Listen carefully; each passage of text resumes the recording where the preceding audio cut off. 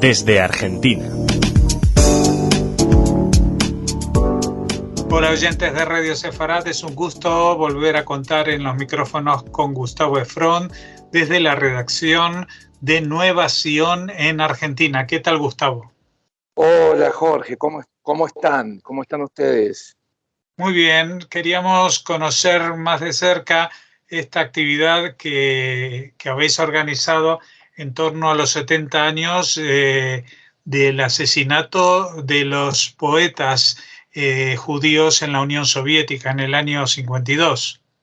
Exactamente, sí. Nosotros, desde Nueva Sion y Tzapta y el Instituto IWO, hicimos una actividad este martes porque,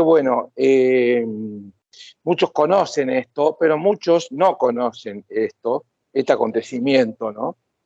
Trágico, que de alguna manera es un acontecimiento que no está suficientemente recordado, ¿no? Que ha quedado un poco encapsulado, o a lo mejor ha quedado atrapado en las garras de la Guerra Fría, ¿no?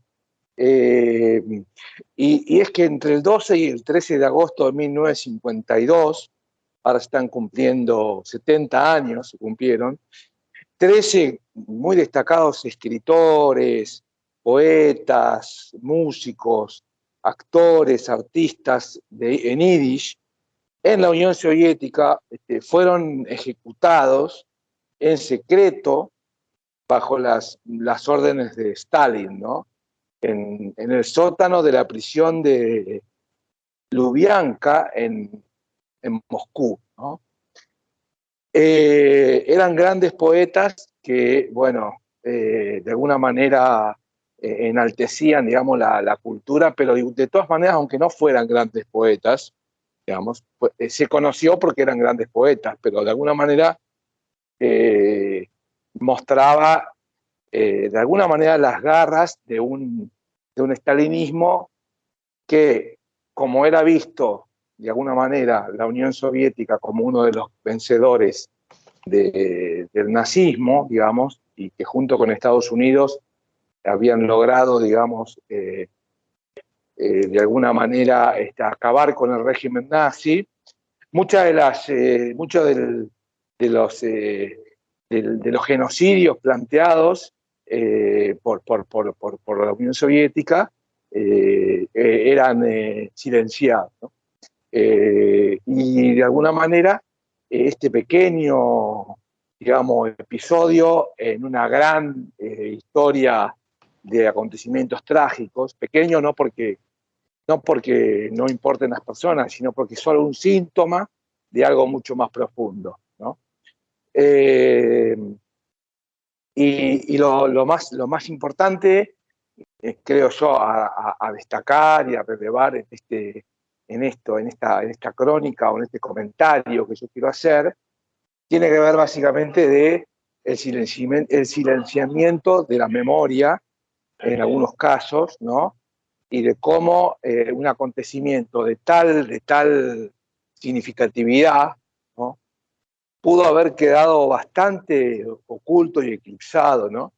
De alguna manera, donde si bien ha habido tratamientos literarios, y varios, muy interesantes, que fueron rescatados en la actividad que se hizo junto con Cacho Lotterstein y Esther Swark, dos intelectuales importantes en Argentina y que han trabajado este tema. Digamos, si bien ha habido tratamientos literarios, historiográficos y demás, lógicamente no ha tenido la reverberancia en la conciencia colectiva, ni el tratamiento cinematográfico, ni fílmico, ni de la industria cultural en general que han tenido muchos otros acontecimientos, ni a qué hablar del nazismo, ¿no? Entonces, me parece que este tipo de poner sobre la luz a 70 años un acontecimiento y una situación que revela muchas de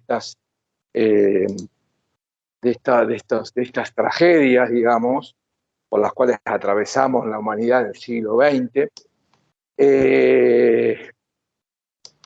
hace un poco al ensanchamiento, ¿no? del campo de la memoria, hace digamos, a no quedar, digamos, de alguna manera atrapados o encriptados en la lógica de la Guerra Fría. Una Guerra Fría que lamentablemente sigue de alguna manera también arraigada en muchas de las conciencias actuales, ¿no? Es decir, han pasado ya 30 años y sin embargo muchas conciencias actuales aún tienen pensamientos de la lógica de la Guerra Fría, ¿no? La reciente pandemia, la situación que se dio, por ejemplo, en la Argentina con la situación de la vacuna Sputnik y el debate que se dio como si Rusia hoy fuera un exponente del comunismo y nada más lejos, muestra cómo, ya sea de un lado u otro, las garras de la Guerra Fría siguen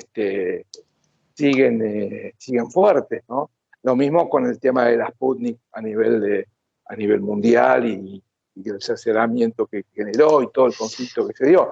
Entonces, de una manera u otra, vemos que esa Guerra Fría todavía sigue eclipsando o obturando, en este caso, por ejemplo, el ejercicio de la memoria.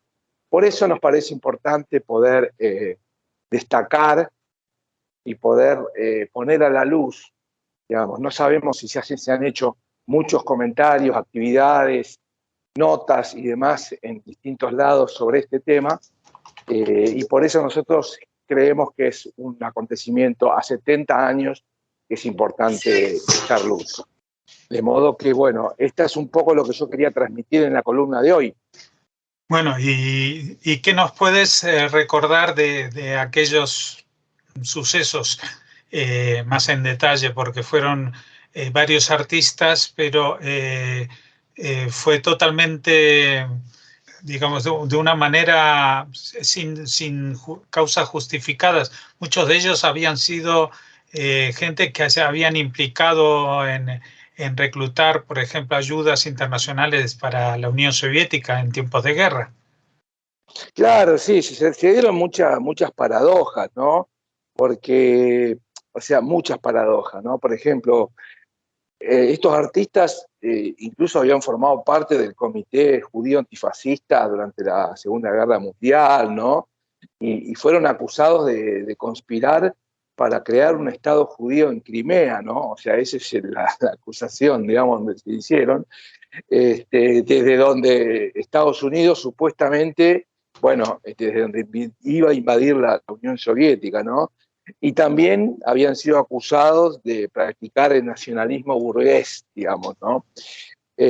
Bueno, hay muchos, yo puedo nombrar algunos de los intelectuales, ¿no? Como Pérez Matkish, David Bergelson, Itzik Pfeffer, Leibel Gvitgo, David Hofstein, Benjamin Susskind, Salomón Losovsky, Boris Shimeliovich, ¿no? Y también hubo un 10º acusado, ¿no? Que Salomón Bregman, que evitó ser ejecutado porque murió poco antes, ¿no? Y también había otra condenada científica, Lina Stern, que no fue ejecutada porque el Politburó del partido, digamos, no recomendó su ejecución, ¿no?